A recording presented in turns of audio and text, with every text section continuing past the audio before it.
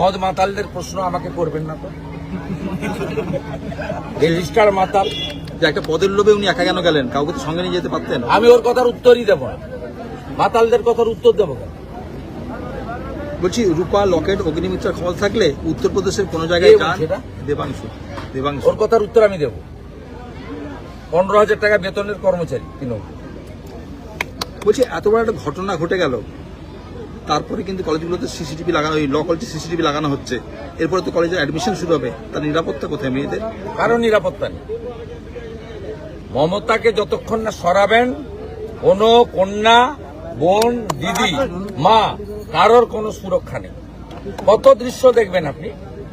হাঁসখালি মমতা ব্যানার্জি বলছে ওটা লাভ অ্যাফেয়ার্স, প্রেম ছিল। কালিয়াগঞ্জ বলছে মেয়েটা অন্তঃসত্ত্বা ছিল। কত উদাহরণ নেবেন? অভয়ার বাবা মাকে বলছে 10 লাখ তো দেওয়া যেতেই পারে। মুখ বন্ধ কেন? ফাঁকা দীঘা থেকে পালিয়েছে, রথের চাকাও গড়ায়নি, নারকেলও ফাটেনি। বলছি আইন কলেজে ঢুকতে বাধা অর্চনা মজুমদারদের।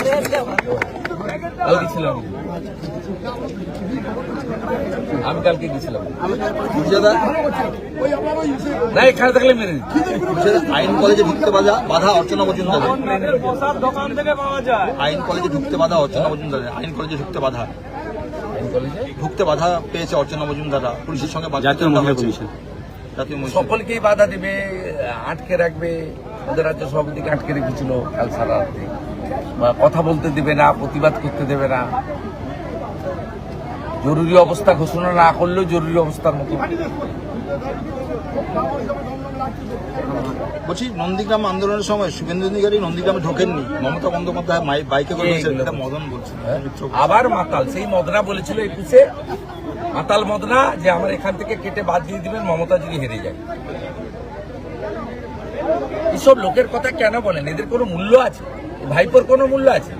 বলেছিল সৌমিত্র খাঁ যদি একটা বুথে যেতে আমি রাজনীতি ছেড়ে দেব, অর্জুন সিং যদি ভোটে জিতে আমি রাজনীতি ছেড়ে দেব। এইখানে কাঁচির কাছে এসেছিল, দু পকেটে প্যান্টে হাত ঢুকিয়ে বলছে তোর বাপকে ডাক। যত এসব করবে হারবে। এখানে বাইপাসের কাছে এসেছিল মুসলমানদের নিয়ে মিটিং করতে, এখানকার লোক হারিয়ে দিচ্ছে। 8,200 ভোটে লিড আছে, 80,000 ভোটে অভিজিৎ গাঙ্গুলি জিতেছে। যত আসবে দেখলেন না, দীঘা ফাঁকা, জালি হিন্দু হালাল মিষ্টি খাওয়াতে এসেছিল, লোক ছুড়ে ফেলে দিয়েছে, কেউ প্রসাদ ঘরে নিয়ে গিয়ে খায়নি।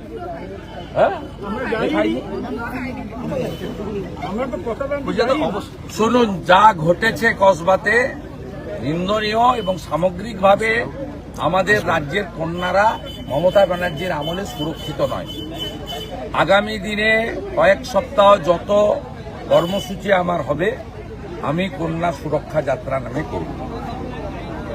আমি সিদ্ধান্ত নিয়েছি কন্যা সুরক্ষা যাত্রা নামে আমি এই কর্মসূচি পালন করব। এবং আপনাদেরকে দুটো কথা বলে যাচ্ছি এখানে, এইটা বলে গেলাম। আরেকটা হচ্ছে, আমাদের এখানে একটি কর্মসূচি ছিল, এই কর্মসূচিটা কন্যা সুরক্ষা যাত্রা নামেই হবে। আমাদের এই ইন্দিরা মোড় বয়াল থেকে আমাদের বয়াল গ্রাম পঞ্চায়েত 2 গ্রাম পঞ্চায়েত অফিস অব্দি আগামী 7 তারিখে আমরা কয়েক হাজার লোক নিয়ে নন্দীগ্রাম 2-এর এই মণ্ডল এবং নন্দীগ্রাম 1-এর একটা মণ্ডল, এই দুটো মণ্ডল মিলে আমরা কর্মসূচি করব। এবং আমার সমস্ত কর্মসূচি আমি কন্যা সুরক্ষা যাত্রা নামে আগামী দিনে করব, কারণ বাংলায় কন্যাদের, বোনেদের, দিদিদের বাঁচানোটা সবচেয়ে বেশি অগ্রাধিকার বলে আমি মনে করি। অবশেষে কালীচরণপুর সমবায় সমিতিতে ভোট হচ্ছে, অবশেষে হচ্ছে ভোট। হ্যাঁ, আমি বলেছিলাম লাড্ডু বিতরণ করব, আমার লোকরা করবে, কারণ আমাকে একটু কলকাতা যেতে হবে।